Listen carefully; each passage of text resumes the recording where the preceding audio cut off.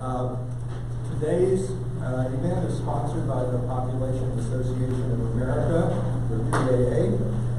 It's the Professional Association for Demographers, and it's comprised of more than 3,000 members, including not only demographers, but people who call themselves economists and sociologists. We work at academic institutions, non-academic institutions, and government agencies. We have all three represented here. We conduct research on population, individual, societal, environmental impacts of population and population change. We conduct interdisciplinary research. We do policy-related work, we hope, and we use both direct and indirect support from statistical and other governmental agencies. This includes the National Institutes of Health, the National Center for Health Statistics, National Science Foundation, the Census Bureau, and many others. Today's briefing focuses on a very topical issue, trends in immigration. Our speakers are going to provide an overview of recent immigration statistics and share some of their research findings. Our distinguished speakers are Dr. Mark Rosenblum, who is Deputy Assistant Secretary of the Office of Immigration Statistics, Department of Homeland Security, and Dr. Willie Hasso, who is Professor of Sociology at New York University. I am going to be the moderator and discussant. The folder has bios, so I'm going to skip that part.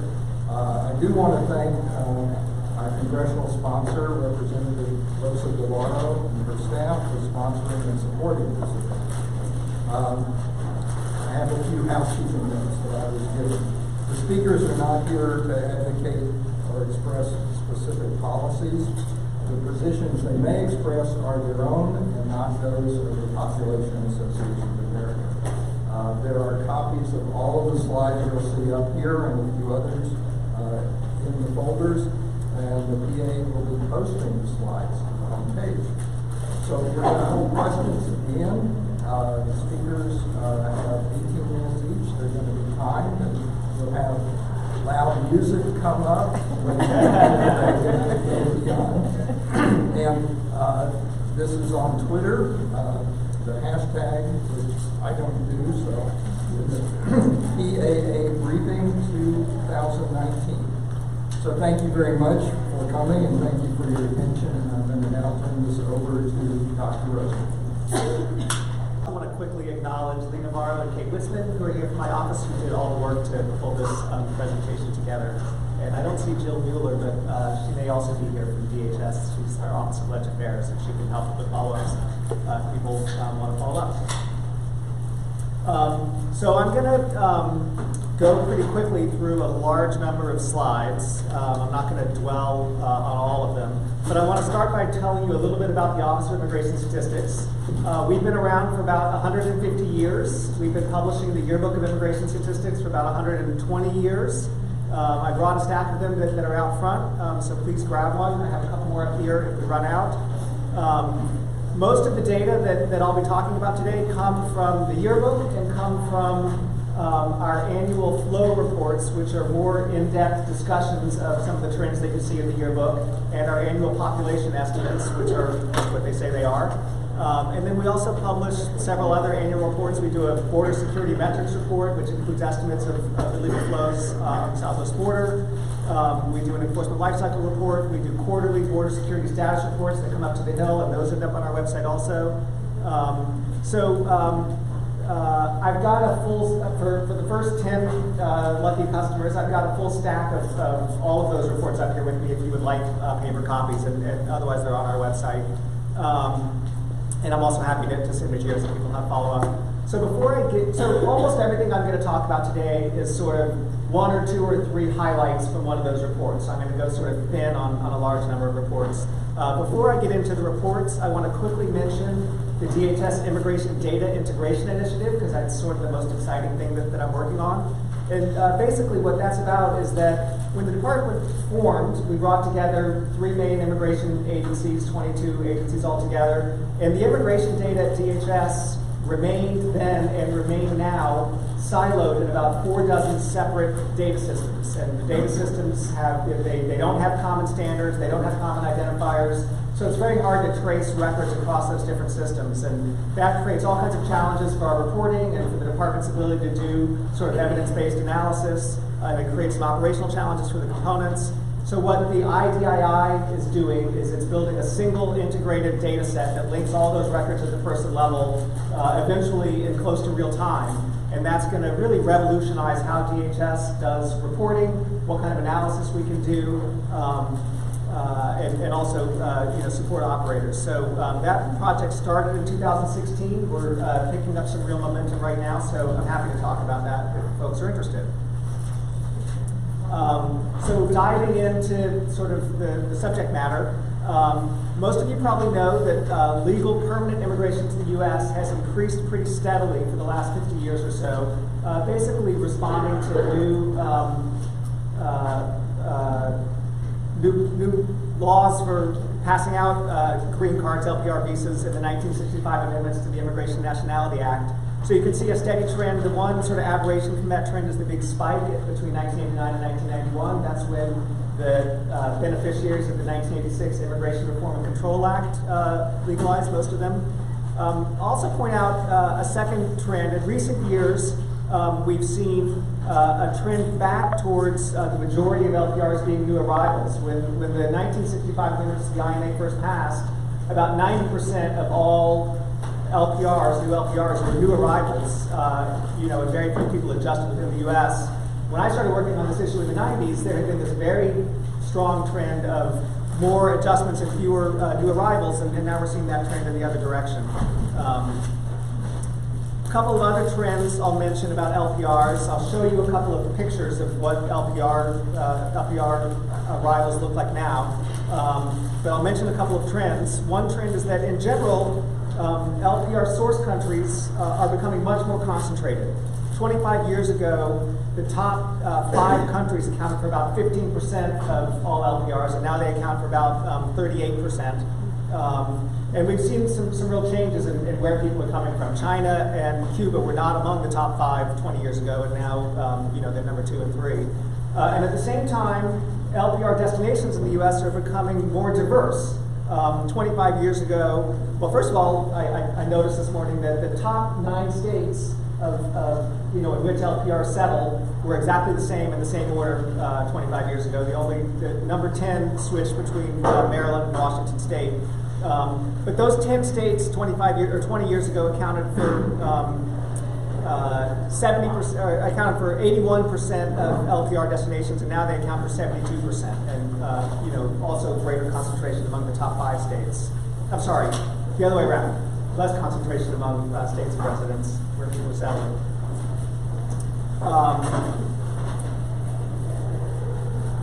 So in addition to, so I was just describing inflows of LPRs.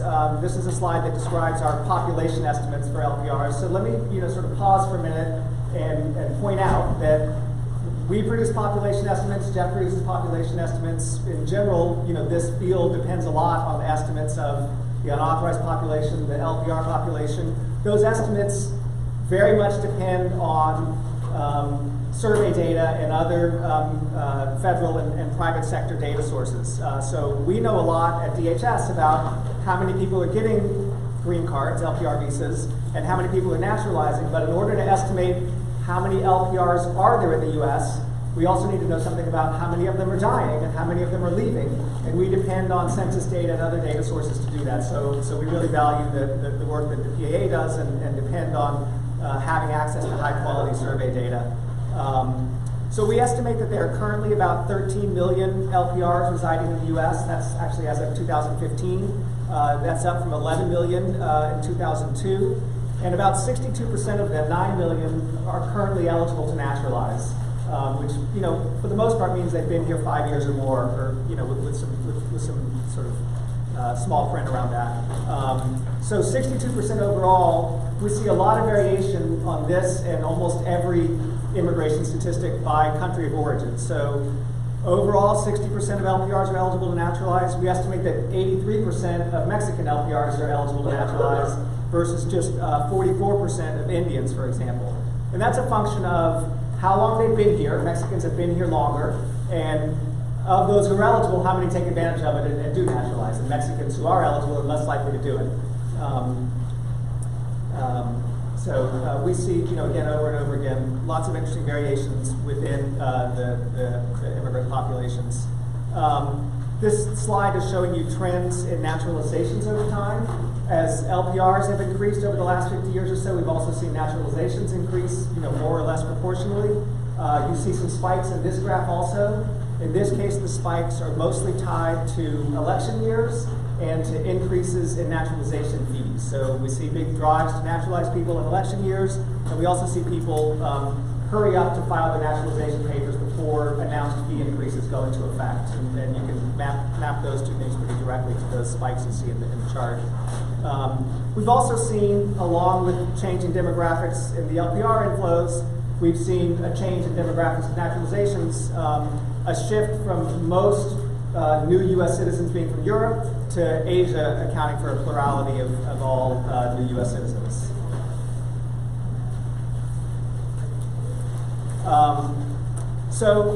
I'm going to talk about non-immigrant admissions. This slide is mostly by way of talking about some of the limits on our non-immigrant admissions reporting. OIS and DHS in general, when we talk about non-immigrant admissions, the population that we have the most data on are people who fill out an I-94 arrival form when they enter the country. And that covers most classes of non-immigrants, but it doesn't cover most non-immigrants because it excludes most Mexicans and most Canadians who come here on business or tourist visas. So everything that we tell you about non-immigrants sort of has a big asterisk on it for that reason.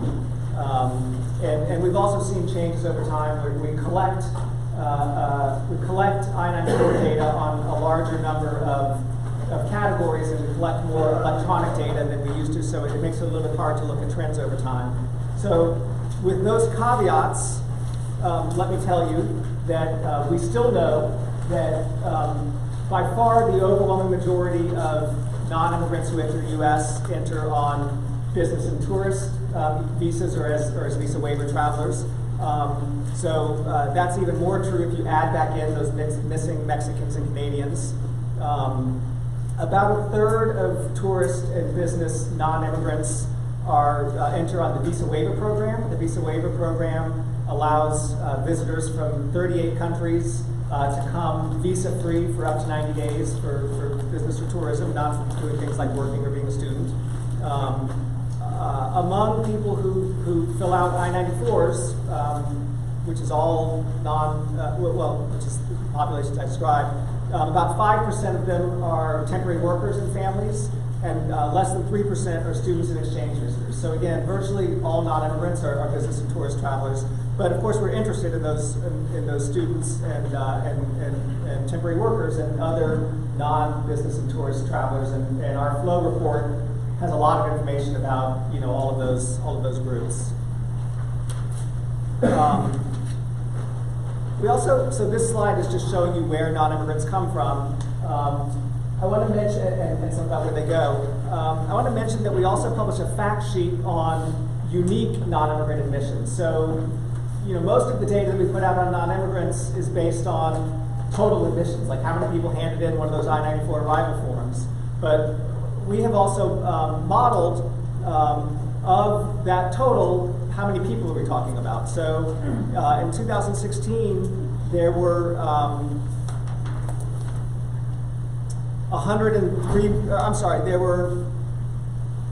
in 2016, there were 77 million total non-immigrant admissions.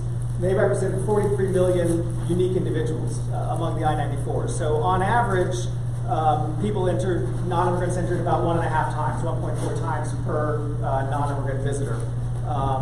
So the fact sheet that you can find on our website provides lots of data on unique non-immigrants by country and by class of admission. So for example, Overall, people entered an average of 1.4 times. B1, B2s, tourists and business travelers, entered 2.6 times and 2.1 times per person. So people coming on business and tourism came more often. And admissions were higher. The number of admissions per person were higher for Mexicans and Canadians than for other visitors. We produce a non-immigrant population estimate. Again, we have to do this as an estimate because we know how many non-immigrants we admit, but we don't have perfect counts of how many of them change status, and we know how many change status. We don't have perfect counts of how many of them leave or pass away. So this is another one of our estimates. We estimate that there were, and we focus our estimate on resident non-immigrants, which means people who are authorized to be here for an extended period of time for some purpose other than business and tourism. So it includes students and workers and visitors like that. So we estimate that there were 2.3 million resident non-immigrants in the U.S. in 2016. And of that resident population, more than 60% were from Asia, and about 15% each from Europe and North America. About 50% of temporary residents were workers, and about 40% were students.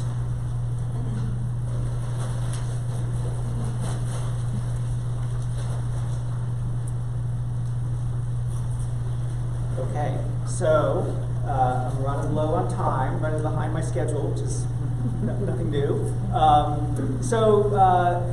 Refugee admissions, the U.S. admitted 54,000 refugees in 2017. We just finalized our 2017 refugee report. I think I have current copies here. We'll put it up on our website in a couple of days. This picture shows you trends. I'll mention that one of the interesting things about refugees is that they naturalize at much higher rates than other LPRs. Of adult refugees who obtained LPR status between 2010 and 2016, 60% naturalized within 6 years and 73% within 10 years, versus rates of 29% and 49% for non-refugees. One of my statisticians who's not here today is actually going to the PAA annual meeting in Austin in a couple of weeks and is going to present some interesting research she's been doing on that. I'm going to show you a picture of where refugees come from. I'm going to skip ahead and show you a picture of asylees. I know that you guys are tracking that a lot more people are showing up at the southwest border and making a credible fear or a reasonable fear claim. We've also seen, farther down their processing, we've seen very sharp increases in the number of defensive asylum receipts that go to the Department of Justice, EOIR. That's tripled since 2014 from about 47,000 to about 143,000. Speaking of the southwest border, I will tell you that 69% of all DHS apprehensions, and by which I mean all southwest border apprehensions plus, or all CBP apprehensions, Border Patrol apprehensions plus ICE arrests, 69% of those were along the southwest border in FY 2018. That's actually, it's an interesting number to look at. It moves up and down a lot over time as a function of how many people are showing up at the border and what ICE is doing inside the U.S. So as recently as 2011, only fewer than half of all DHS apprehensions occurred at the border, 48% in 2011. In the mid-90s through the mid-2000s, border apprehensions were routinely 90–95% of all DHS arrests. So this number is sort of in the middle of that range. A couple of other important trends at the border that I know you guys are at least somewhat tracking, but noteworthy. The big, for me, as having studied this for 25 years now, by far the most noteworthy thing going on at the border is that it is no longer dominated by Mexicans, apprehensions at the southwest border. Mexico accounted for 92% of southwest border apprehensions in 2011. At the time, that was like the lowest level ever. I think it was the first time, it never fell below 95% before 2010. And now, 4 of the last 5 years, a majority of southwest border apprehensions have been non-Mexican. So that just, it could not be a more dramatic change from 50 years of history. And then the other, not quite as dramatic visually, but arguably even a bigger impact change is that we're seeing a shift from almost all southwest border apprehensions being adults who come looking for work, to an increasing share being families and unaccompanied children. So that number in the surge year of 2014, about 28% of southwest border apprehensions were UACs and family units. Last year, that was 39%. This year so far, it's well above that. We're also seeing a rising number of families and children showing up at ports of entry, which is something we never used to see. We're seeing a rising share of all inadmissible aliens at ports of entry showing up at the southwest border, up from about a third a decade ago to about half of all inadmissibles are now at the southwest border. But as you can see from the figure at the bottom here, inadmissible aliens are a tiny percentage of all people showing up at ports, about 0.1%, every year. What does inadmissible mean? Somebody who shows up at a port of entry but isn't permitted to come in, generally. Let me do it in Q&A. Okay. So with my 30 seconds left, let me show you, we released a report a couple of years ago for the first time estimating the number of unlawful entries between ports of entry on the southwest border. We estimate that number has gone down from about 2.1 million in 2000 and 2005 to about 160,000 last year or 2 years ago. Kate Witzman, who I introduced, has done most of the work on this project. It's a thing that I think is, this is really groundbreaking research for the department and a huge accomplishment, I believe, for us to get this number out there. There's lots of reasons that number has come down so much, which we can talk about in Q&A if people want. And I won't have time to get to saying things about the unauthorized population, but I'm intimidated from doing that in front of Jeff Cassell anyway. But you've got a couple of slides on it, so we can also do that in Q&A. Thank you.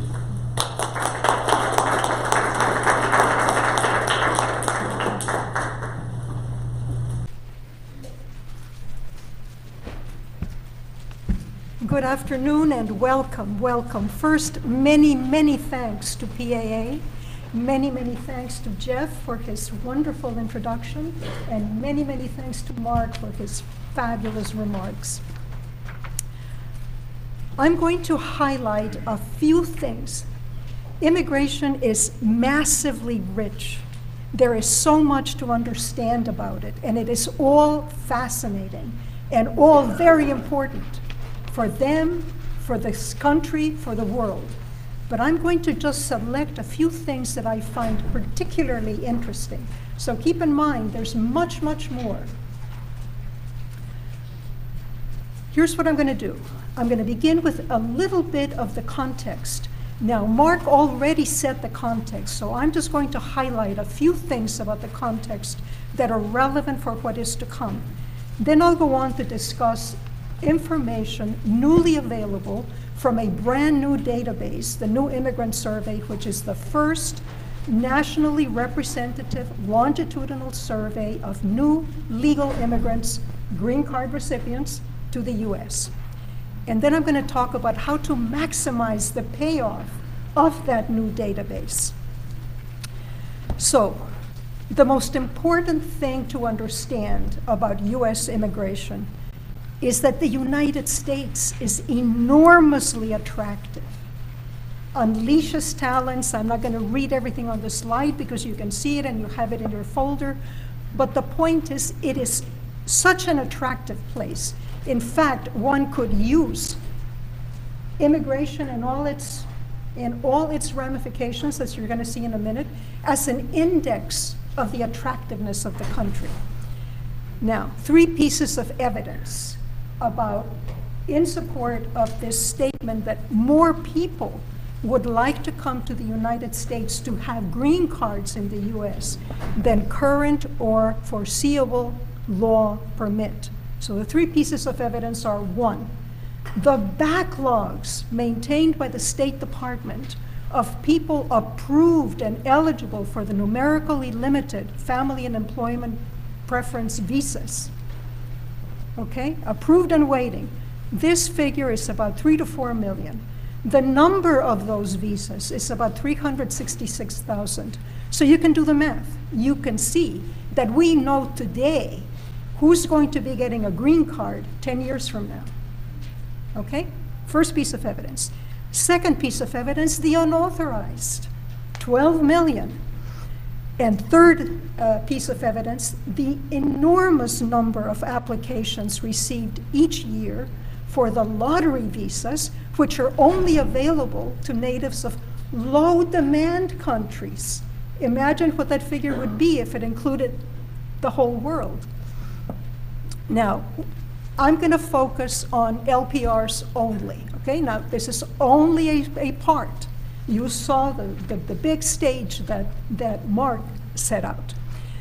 Now, these brand new legal permanent residents who get the green card each year, they in the past may have been a legal temporary resident, may have been illegal, and you're going to be seeing some estimates. And in the future, they may become citizens. You heard about naturalization, and there's also derivative citizenship when young children become citizens because their parents naturalize. And they may also become illegal. And this is a very important point to keep in mind. One of the main ways that they become illegal is that they have what are called conditional visas, because they have been, say, married for less than 2 years, or they are an investor, and so they are examined again by the Immigration Service 2 years later, and some of them don't make it. They don't pass that test.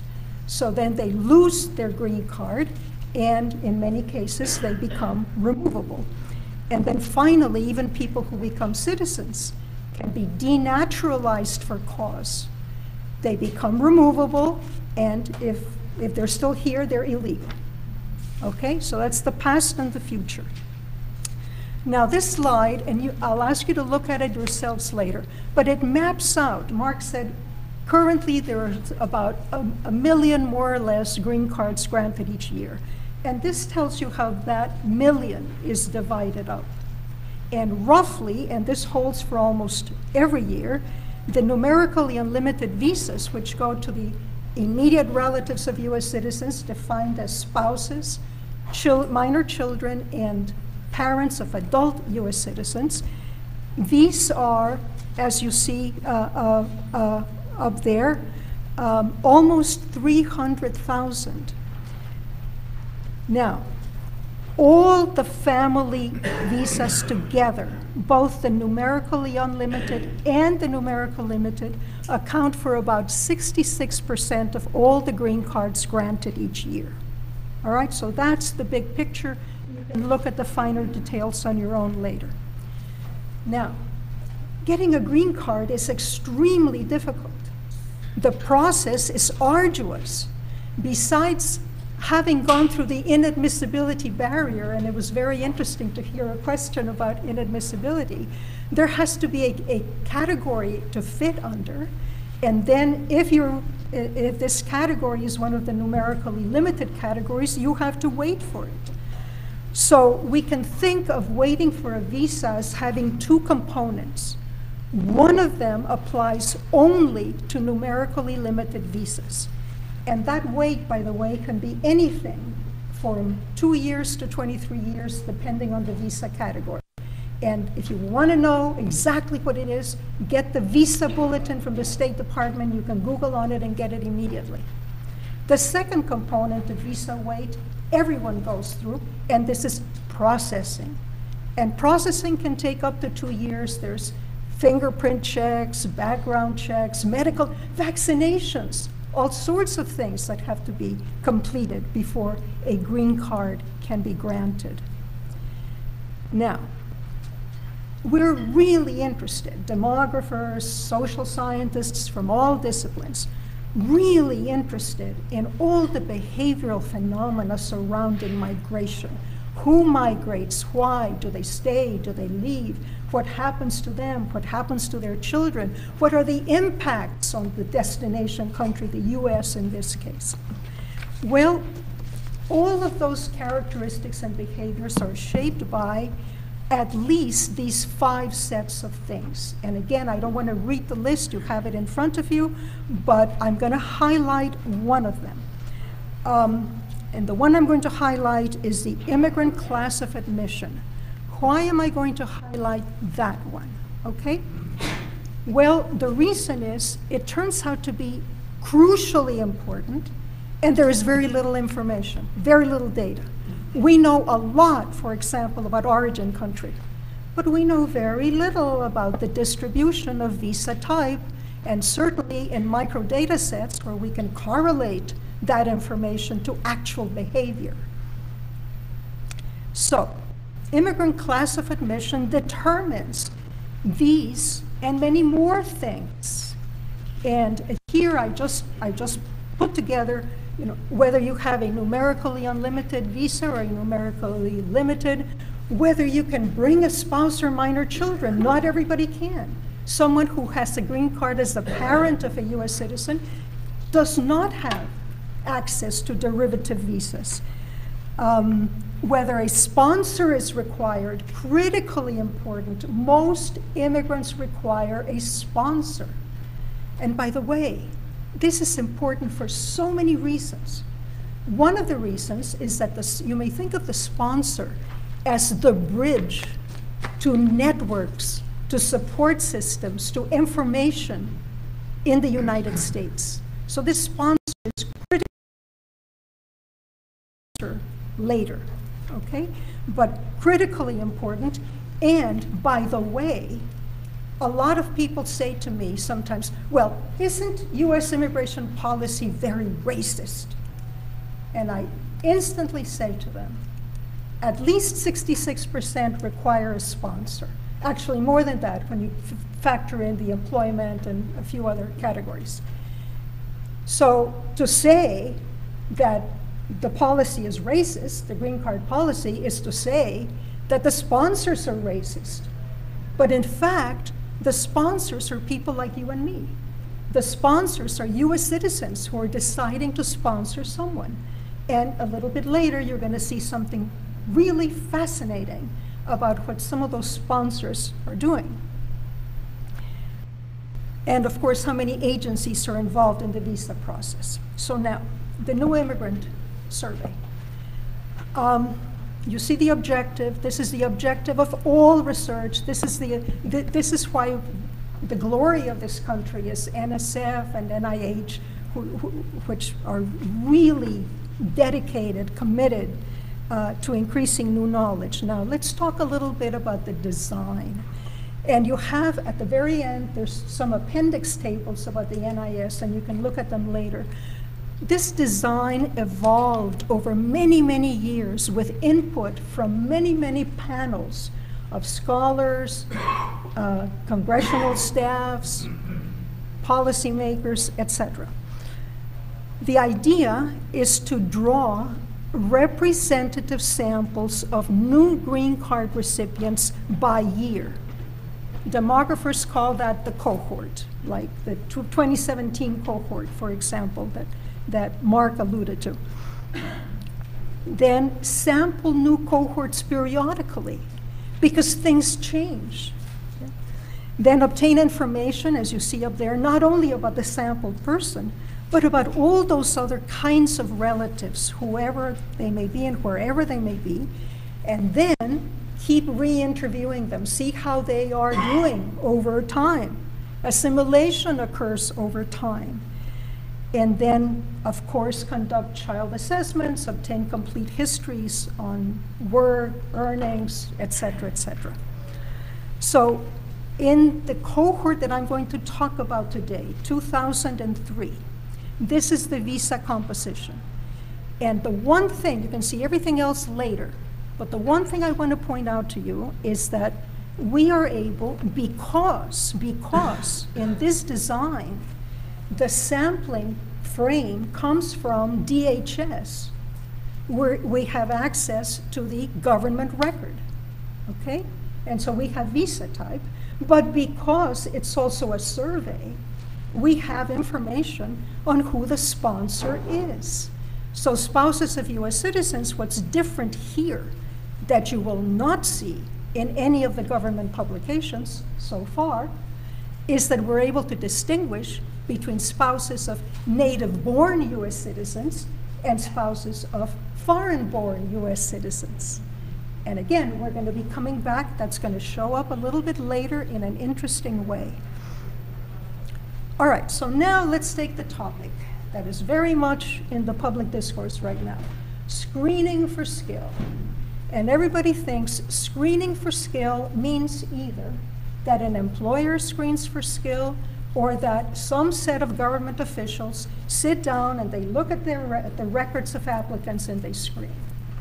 Well, actually, family sponsors, those 66% of visas, family sponsors screen for skills.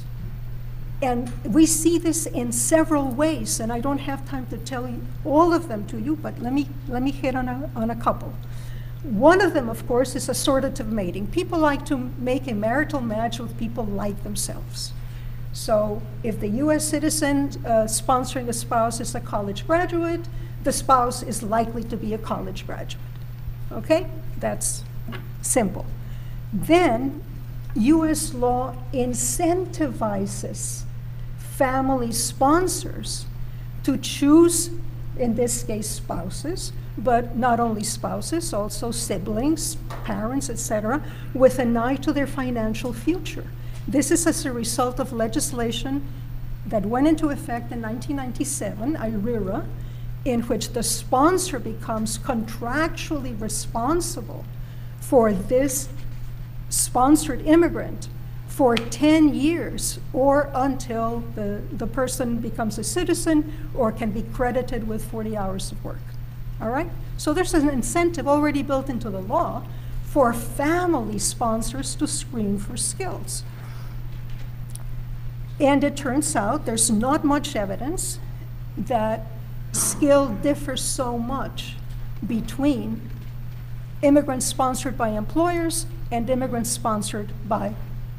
spouses in particular, sponsored by US citizens. There is also a wonderful little new piece of evidence from the second round of the new immigrant survey that the new LPRs, when they then turn around and themselves sponsor adult children who were ineligible for visas originally as derivatives, that when they do that, they take skill into account. And the higher skilled are sponsored first. We need obviously more rounds in this longitudinal design to see whether in fact this is a timing phenomenon or maybe it's a permanent phenomenon. Maybe the lower skilled won't be sponsored at all. We don't know. We'd like to know. Now, what about the future? Well, when families sponsor someone, they know a lot about the person they're sponsoring. They know a lot more than will ever show up on a piece of paper. And so they can sponsor with an eye to the future. And again, there's a piece of research that shows that over time there is occupational downgrading among those sponsored by employers, but occupational upgrading among the spouses of US citizens. Okay, marriage and skin color. It turns out, this is based on the survey, that native-born sponsors sponsor people who are darker than themselves. Okay, you can read the rest of this slide. I'm running low on time because I want to go to the rest of this, which is that in an equation that holds constant every factor that belongs in the specification, it turns out that native-born US citizen women are particularly marrying darker persons, quite a bit darker, all right, than any of the other groups. Moreover, there's this fascinating little tidbit that the coefficients of the age variables suggest that reaching out across the color line peaked for women born in 1965. And that obviously brings stories about the civil rights movement in the US and its formative influence. Okay, I'm really running low on time. I'm going to ask you to look yourselves later at the fact that the data show that of these new green card recipients in 2003, 38% have previous illegal experience, okay? And then there's information on the proportion illegal by visa type. extremely critical. There's also information in your slides about what are the pathways of everyone who was once illegal and who is now getting a green card. What visa type did they use to get the green card? And there you see what US citizen sponsors are doing. Now, these two slides, I am seriously low on time. I know, let me see, I'm gonna pull out of here past and future. There's a question. When did you first think you wanted to have a green card in the US? And there's another question, do you intend to stay in the US? Well, of all there's lots of interesting things there. I'm only going to pull out one. Guess what? It's the people with previous illegal experience who are strongest on both. Having wanted a green card, they're the ones who are saying always, and the greatest proportion who want to stay in the US. By the way, the ones with the lowest intention to stay in the US are the employer-sponsored, probably because they have lots and lots of incentives worldwide. All right, my last little bit, English fluency, terribly important. 41% of all adult immigrants in the sample, and the children very high. Okay, children ages 8 to 12 were interviewed. Again, in a model with a specification that includes everything that belongs in the specification in a statistical sense. Guess what? You can see almost everything, but the really interesting thing is that children of parents with previous illegal experience are more likely to be fluent in the English language. Okay? So this is telling us something about all of these influences on behavior. My last topic was the payoff, and I'll only say two things. The first one is it's really, really important to continue the New Immigrant Survey. It's on hold right now because of new privacy restrictions, okay? If those can be overcome, we can both do more rounds on the current cohorts and get new cohorts, which are terribly important because the world has changed since 2003.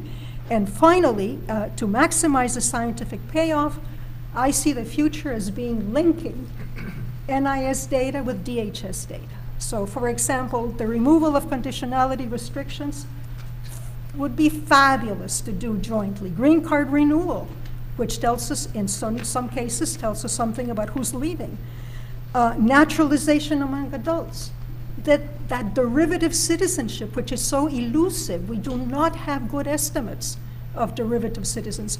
I think all of those could be solved by linking DHS and NIS, and remember, the NIS would not have been possible without that foundational sampling frame, which came from DHS. All right, my time is up. Thank you very much. I look forward to your questions and comments.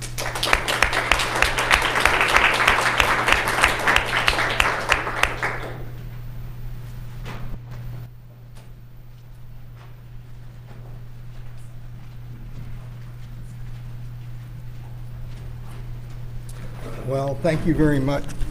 Thank you very much for very packed presentations. There's a lot of interesting material presented, and we know there's a lot more underneath it. I'd like to take just a minute or two to put a little of this in context. The foreign-born population, the immigrants become the foreign-born population.